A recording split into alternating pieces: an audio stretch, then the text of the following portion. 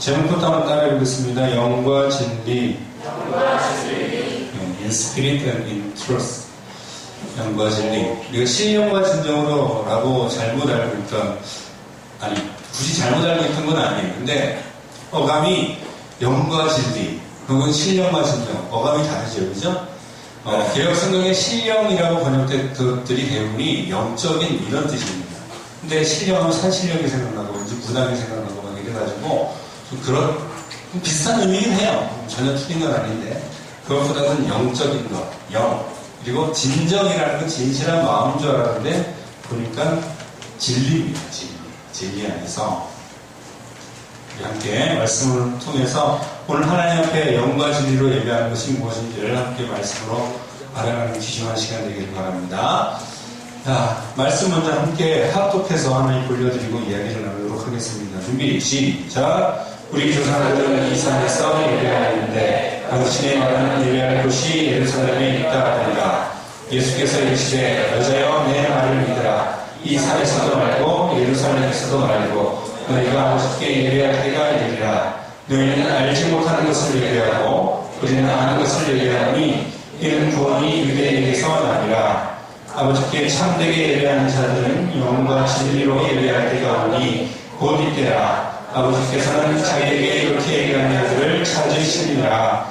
하나님의 영신이 예배하는 자가 영과 진리로 예배하시니라. 아멘. 하나님은 영신이 예배하는 자가 뭐와 뭐로 예배드려야 된다고요? 영과 진리로 예배를 드리려고 이야기하고 있습니다. 이 이야기의 배경은 이렇습니다. 몇 번 이야기했던 이야기인데 사마리아 여인과 예수님의 만남 사이에 예수님께서 거의 최종적으로 이 여인에게 하는 말씀입니다. 그러니까 내 손에 와서 물을 마시라 라고 예수님께서 말씀을 하시고 나서요, 뭔가 예수님께서 하시는 말씀이 뭔가 다른 것 같단 말이에요. 근데 사마리아인들이 불만이 좀 있었어요. 이게 뭐냐면, 사마리아라는 단어가 구약 성경에 보면 부정적이지가 않아요. 엘리사가 살던 성이 어딘지 아십니까? 엘리사가 살던 성이 사마리아 성읍입니다. 이스라엘 사람들이 있었고 이스라엘 선지자가 살던 동네가 사마리아 동네였어요. 근데 갑자기 신약 성경에 딱 등장을 하더니 사마리아가 이상해져 버렸어요. 왜 그런 것 같습니까? 역사적 배경을 좀 아셔야 되는데, 북왕국 이스라엘, 남왕국 유다 이렇게 나눠졌죠. 이스라엘 나라가, 야곱의 후손이 생긴 나라가 이렇게 나눠졌어요. 남왕국은 예전에 나중에 바벨로니아 제국에 의해서 멸망당하는데, 그 전에 북왕국 이스라엘 훨씬 더 먼저 망합니다. 그 망하게 한 나라가 누군지 아세요? 네. 따라해봅시다. 아시리아라는 나라예요. 아시리아 나라가 침공해서 나라를 망하게 했는데, 나라를 망하게 하고 보니까 이 사람들이 민족성이 너무 강해요. 그래서 이 나라를 침략해가지고 자기 마음대로 데리고 살 수가 없을 것 같습니다. 너무 강하게 하다 보면. 일본이 우리나라를 강하게 다뤘다고 우리나라를 침략하는데 실패했죠. 그죠? 반발이 심해서. 그런 것 같아서 이 북왕국을 어떻게 하면 자기네 나라처럼 만들까라고 고민하다가 혼혈정책을 펼친 거예요. 혼혈이 뭔지 아십니까? 자기네 사람하고 그 나라 사람하고 결혼시켜서 자식을 낳게 하는 거예요. 그래서 뒤섞여버려요. 그리고 이래저래 뒤섞이다 보니까 나중에 후손돼가지고는 이 사람들이 이스라엘 사람인지 아시리아 사람인지 도무지 헷갈리는 사람들이 사마리아에 거주해서 살았다는 거죠. 근데 이 사람들은 자기 조상은 누굽니까? 그래도 이스라엘이에요. 그러다 보니까 자기 스스로는 이스라엘 사람이라고 생각을 하는데, 순수하게 지켜졌던 남유다, 유대인이라고 부르죠. 그 사람들은. 그죠? 이스라엘을 안 부르고 오늘날 그 사람들은 우리가 유대인이라고 부르는데 남한국 사람들이기 때문에 유대인이라고 부르는 거예요. 결국에 이스라엘 유대인 막 헷갈렸잖아요. 지금까지. 그죠? 이스라엘은 그 전에 선택됐던 민족이었고, 그 이후에 남한국의 사람들 바벨로니아 잡혀갔다가 기안에서 돌아와서 다시 나라를 세운 사람들을 유대인들이라 이야기를 합니다. 근데 유대인들 입장에서는 순수하게 자기들은 좌우지간에 뭐 나라 망했던 어쨌든 간에 순수하게 활동을 유지했는데, 자기들 입장에서 북쪽 사람들 딱 보니까 어떻습니까? 뒤섞여 버렸잖아요. 이 사람들이 하나님의 선택한 순수한 민족을 보여지지 않는 거예요. 그리고 실제로 자신들도 예배하는 중간에 여러 가지를 버렸어요. 그러다 보니까 갈등이 생기죠. 그죠? 그런 상황이에요. 그런 상황에서 사마리아인들도 사마리아 나름대로 유태인들이 너무나 싫고, 유태인들도 유태인들 나름대로 사마리아 사람들이 싫은 와중에 예수님이 사마리아 지역을 지나가다가 사마리아 여인을 만났어요. 사마리아 여인은 되게 궁금한 거예요. 첫 번째는 도대체 유태인들은 우리를 개 취급하는데 어떻게 나를 만나줬을까? 이게 궁금해서 이야기를 하다 보니까 우물 얘기 나오고 내샘에 와서 뭐 물을 마시라 이런 얘기를 하는데 보통 사람 넘는 것 같단 말이에요. 딱 거기에는 메시아가 온다는 얘기를 어렴풋이 들은 것 같은데 그분이 아닐까라는 의문이 딱 들면서 불만을 토로하기 시작을 하는 거예요. 이것이 무엇이냐면 사마리아인들이 사마리아인이 될 수밖에 없는 이유가 무엇이냐? 이 사람들을 딱 잘라버리죠. 이렇게 너희들은 오지마. 너희들은 혼혈의 잡종이고 해리포터 생각나네. 먹을 하고 순수 마법사를 통해 혼혈들 막 죽여버리려고 막 그러잖아요. 그죠?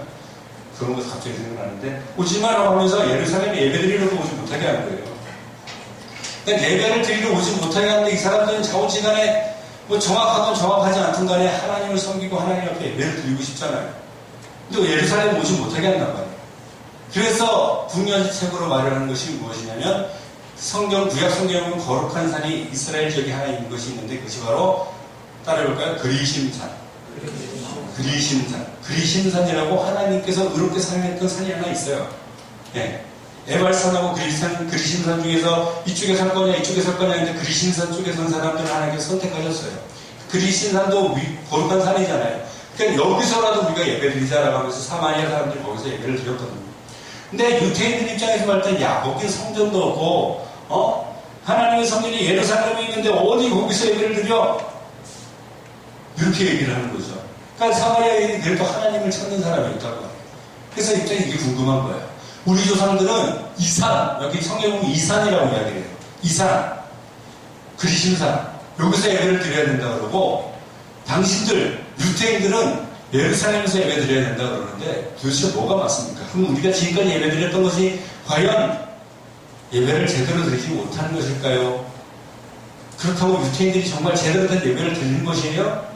어떻게 예배를 드려야 합니까? 난 하나님께 예배를 하고 싶은데 어떻게 해야 됩니까? 라고 예수님한테 물어보는 거예요. 그때 예수님께서 대답하신 대답이 오늘 우리가 읽었던 말씀 이야기라는 거죠. 자, 예수님의 이야기를 통해서 과연 예배가 무엇인지 다시 한번 생각을 해볼게요. 이 여자가 의문을 가졌던 것 중에 하나가 이겁니다. 바로 이거예요. 장소가 중요한 겁니까? 예배드리는 형식이 중요한 것입니까? 혹은 예배드리는 때와 시기도 중요한 것입니까? 꼭 그것이 정확하게 일치해야지만 하나님께서 받으시는 예배가 될까요?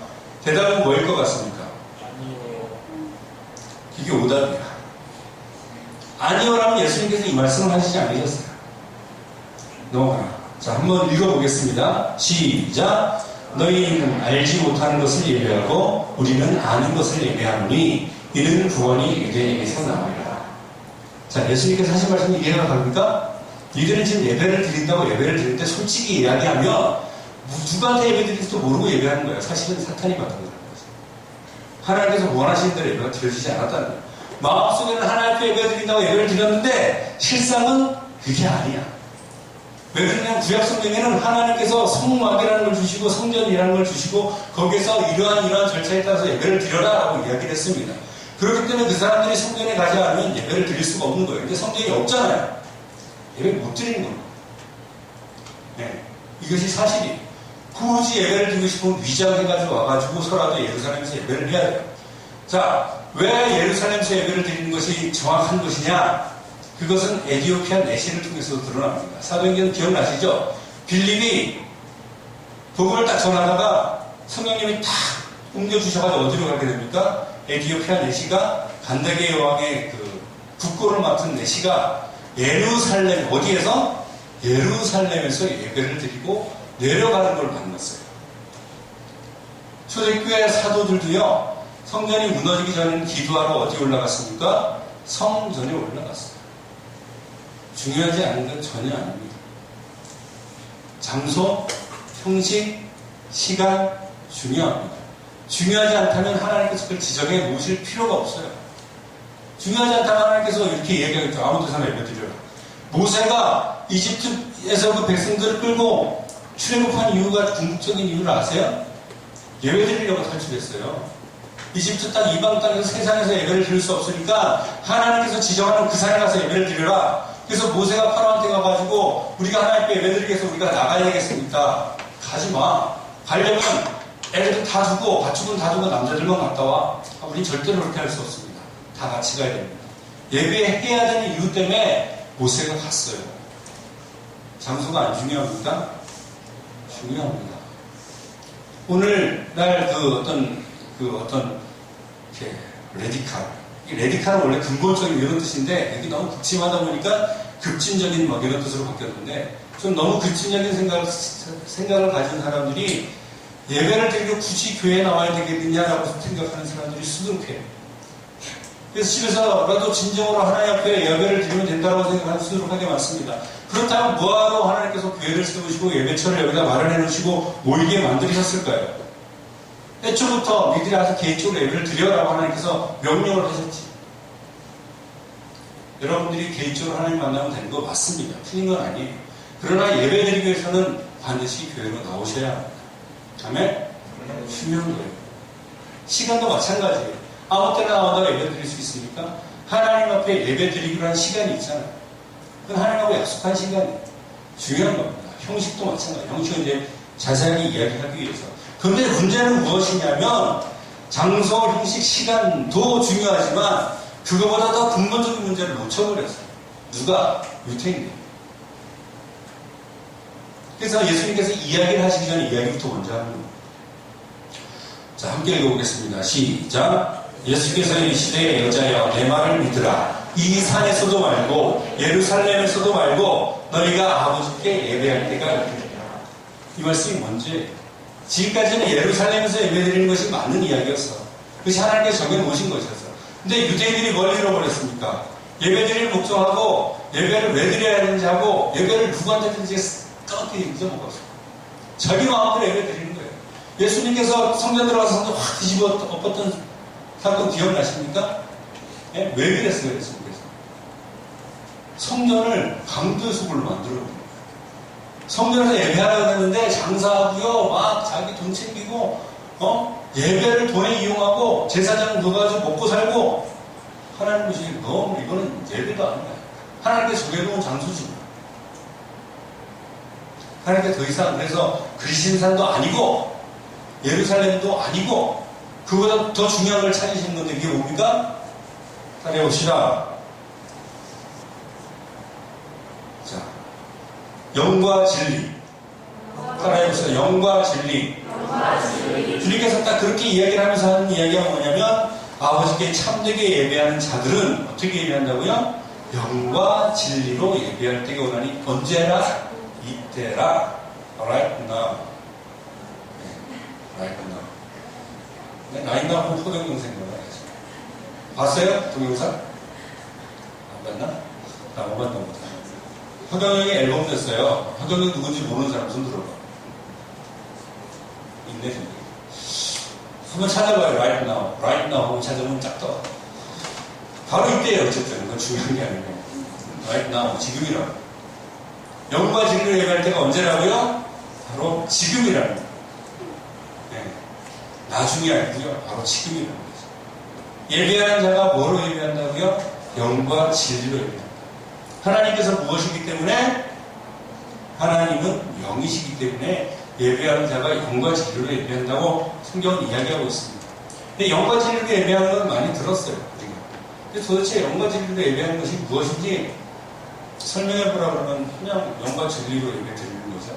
옛날에 신령과 진정을 할 때는 신령과 진정으로 내가 신령과 진정으로 왠지 이렇게 거룩한 모습으로 오 하나님 막 이런 모습으로 그렇게 드리는 예배가 신령과 진정으로 드리는 예배일까요?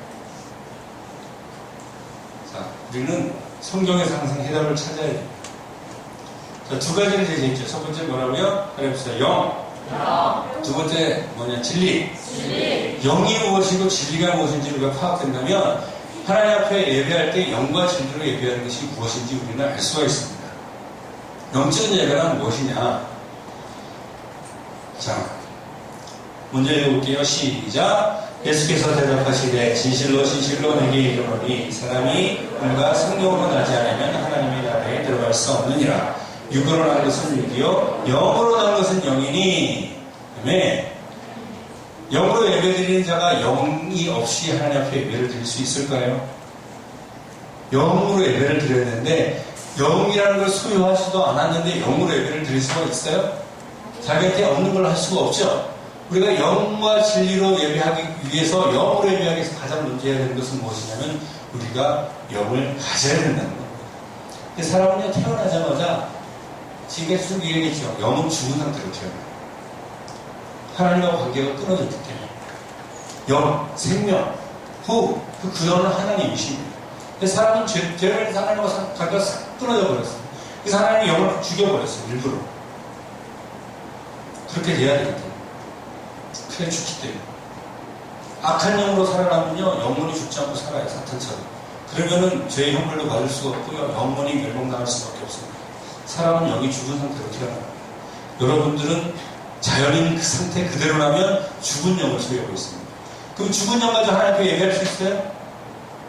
그럼 영으로 예배하기 위해서 가장 먼저 필요한 게 뭐예요? 죽어있는 영을 살립니다. 그 방법이 여기서 기록되어 있죠. 낮에 담임 목사님께서 이야기했습니다. 따라합시다. 물과 성령으로 거듭나야 한다. 다시 한번 물과 성령으로 거듭나야 한다. 크리스찬의 항상 기본 자세는 여기서부터 시작이 됩니다. 거듭나지 않고는 제가 무슨 이야기를 하든지 다 소용없어요. 여러분들이 가장 먼저 해야 되는 것은 뭐냐면 예수 그리스도의 말씀을 믿고 영접하고 영적으로 거듭나야 합니다. 할렐루야. 아직도 거듭나지 않은 분들 계세요? 거듭나세요. 주님의 말씀을 마음속에 받아들이시길 바랍니다. 예수 그리스도를 영접하시길 바랍니다. 거듭나야지만 영으로 하나님께 예배를 드릴 수가 있어요. 거듭나지 않고 여기 팽갈 와서 앉아있어봤자 예배 하나님께서 받고 싶은 것도 못 받으셔요. 하나님이 여기 그 사람 육체인데 어떻게 할까요? 하나님이 흔히 우리가 이야기하는 아직 없어서 그런 거 아니야. 하나님께서 너무 그 예배를 받고 싶은데 그 사람 받을 만한 예배가 없는데 어떻게 할 거야? 조건이 안 되는데. 거듭나시기 바랍니다. 첫 번째 조건입니다. 거듭난 사람은 그다음부터 이제 뭘 무시해야 돼요? 영적인 것만 가지고 하나님 앞에 나와야 된다는 거죠. 우리가 예배 드릴 때요, 이런 거 너무 많이 따져요. 물론 중요합니다. 다른 것도 예배가 좀 재미도 있어야 되고요, 좀 재미도 좀 즐겁게 해야 되고, 기쁨이 있어야 되겠고, 좀 화기애애한 분위기도 있어야 되겠고, 좋습니다. 다 필요한 거예요. 그런데 그게 없으면 예배 안 할 거예요? 우리가 예배드릴 때 절대로 연연하지 말아야 될 게 있습니다. 사람의 감정이라는 건요, 들쭉날쭉해요. 그럼 계속 똑같은 감정 가지고 살아갑니까? 예? 심지어는 같이 사는 사람도 언제 죽일 정도로 싫다가 너무 좋다가 막 이러잖아요. 자식도 그렇다니까요. 자식도. 너무 말 안 들으면 막 짜증나서 집어던지고 싶을 때가 있어요. 무섭습니까? 들어서 못하지. 애들 키워봐. 안 키우면 말도 못해. 사랑하지 물론 자식을. 근데 사람의 감정이라는 게 그렇다는 거예요. 기분이 심해요 사람이. 근데 감정대로 살면 어떻게 할 거야? 예배를 감정대로 어떻게 드릴 거예요? 하나님께 예배 드리시면 안 드릴 겁니까? 예? 첫 번째는요, 절대로 육체적인 걸 쫓아가지 맙시다. 육적인 건 절대로 쫓아가지 맙시다. 이건 세상에서 얼마든지 얻을 수 있는 겁니다. 오감이에요, 오감. 우리가 5가지로 느끼는 감각이 육적인 것들. 예? 보고, 듣고, 만지고, 맛보고, 냄새 맡는 것. 여기 좀 키키한 냄새 나면 예배드리러 안 올 거예요? 그럼 냄새 나면 안 좋겠지. 예? 맛있는 거 저 뒤에 지금 준비되어 있는데 맛있는 거 없으면 예배드리러 안 올 겁니까? 예? 그런 것이 있으면 좋지. 근데 이게 없으면 예배 안 드릴 거냐고. 우리가 육으로 예배 드리는 게 아니잖아요, 하나님 앞에. 예? 살대사를 드린다는 게 내 몸을 드리는 거라 그랬어요? 내 삶을 드리는 거라 그랬죠, 삶을. 하나님 앞에. 여러분들 몸 천장에 가서 부어있어 하나님 안 받으셔야 돼요. 예. 혈과 육은 하나님 나라를 유혹을 받지 못한다 그랬어요. 우리는 오늘 저기 담임 목사님 말대로 바뀌어야 돼요. 영화로운 몸. 조금 높은 걸 추구하는 혼적인 걸 추구하죠. 나 자신. 감정. 뭐 좀 재미가 있어야 되고, 막 감동이 좀 있어야 될 것 같고, 기뻐야 될 것 같고, 물론 예배 중에 그런 걸 느끼면 좋습니다. 근데 항상 그렇지 않아요. 똑같은 예배인데, 정말 똑같았는데, 어느 날은 너무나 감격스럽고요. 똑같았는데, 어느 날은 뭐예요? 이럴 때가 있어요. 여러분, 이런 경험 있을 거예요. 똑같은 TV 프로그램을 봤는데, 어느 날은 되게 웃기고 재밌었어. 근데 다른 날 봤더니 뭐야? 이런 경우가 있어요. 감정 의지하지 마시기 바랍니다. 어떤 사람은 지식적인 걸 추구해. 가서 뭔가를 이렇게 내가 정보를 얻고 이래야 될 것이라고 생각을 합니다. 아니요, 그것도 뒤로 미룰 일들입니다. 네. 내가 좀 무식한 말을 해도요, 이해하세요. 네. 그런 거 없을 수도 있어요. 이런 거 추구하지 마시기 바랍니다. 하나님이 원하는 건 이게 아니에요. 재밌는 거 찾으면 개그 콘서트 가서 들으면 되고요. 뭔가 재밌는 거 찾으면 좀 찾아다니면 됩니다. 지식을 추구할 거면 교회 나올 필요가 없죠. 어디 가면 됩니까? 대학 가세요, 대학. 공부 열심히 하세요. 지식생이 거기서 더 많이 얻을 수 있어요. 교회는 이런 거 없기 위해서 온 거 아니에요. 예배 드리기 오는 겁니다. 예배는 뭘로 드리는 거라고요? 영으로 드리는 겁니다. 근데 여기서 또 다시 막혀요. 그럼 도대체 영으로 예배 드리는 게 뭐예요? 도대체 뭐예요? 이것도 아니고 이것도 아니고 영적인 사람은 지금 여기 딱 느껴 있어가지고 이상의 것을 참 느끼기 되게 힘들어요. 이 사람의 모습이 그래요. 왜냐하면 영이 죽어 있었거든. 그리고 내 모든 혼적인 능력조차도 육신 안에 갇혀 있으니까 몸이 제일 빨리 느끼고요. 그 다음에 감정, 혼이 느껴요. 그래서 영이 도대체 뭔지 모르는 경우가 참 너무나 많아서 도대체 영혼 예배드리는 그런 뭔데?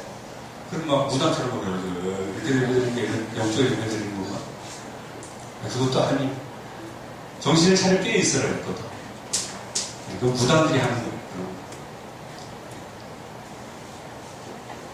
첫 번째는 성령님의 임재가 있어야 될 줄 믿으시길 바랍니다.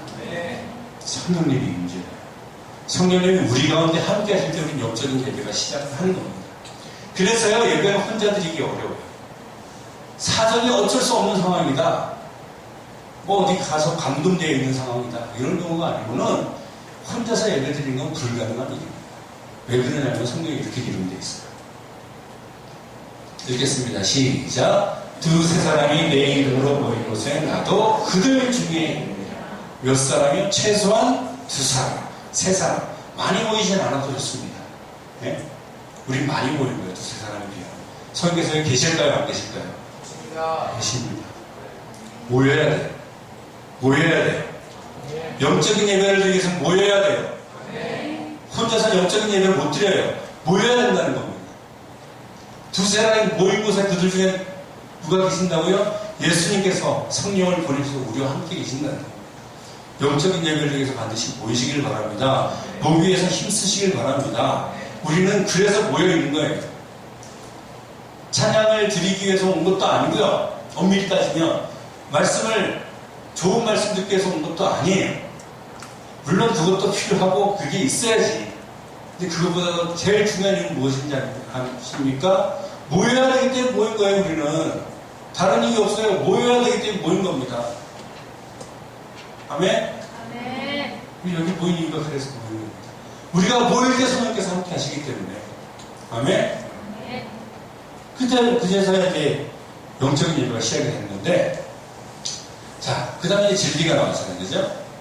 진리로 드리는 건 무엇이냐? 짧게 끝내겠습니다. 너무 쉬워요. 예수께서 가라사대 내가 곧 길이요 진리요 생명이니. 진리가 뭡니까? 따라해봅시다. 예수 그리스도. 예수 그리스도. 예배에 예수 그리스도가 쏙 빠지면 예배가 예배입니까? 아닙니까? 예배가 아니 되는 겁니다. 아무리 예배를 드린다고 겉모습은 그럴다 할지라도 그 안에 예수 그리스도가 빠지면 예배가 아니에요. 가인과 아벨의 제사에서 가인의 제사가 왜 안 드려졌다고요? 물론 마음에서부터 비교됐지만 그 형식도 잘못됐어요. 네. 열매를 드렸어요. 하나님께서 무슨 제사를 원하십니까? 피의 제사를 원하세요. 우리를 위해서 피의 제사를 드려주신 분이 누굽니까? 예수님이에요. 근데 그 피 흘리신 예수님의 권능과 예수 그리스도의 임재와 예수 그리스도의 의미가 이 예배에 없으면 그게 예배가 되겠느냐? 예배가 안 됩니다. 여러분 예배에 중심에 예수 그리스도를 모시길 바랍니다. 그 다음에 좀 더 구체적으로 가자고요. 진리는 예수 그리스도예요. 근데 이 말씀도 있습니다. 과연 예수 그리스도가 있는 예배가 무엇이냐? 자, 시작. 태초에 말씀이 계십니다. 이 말씀이 하나님과 함께 있었으니 이 말씀은 곧 하나님이시라.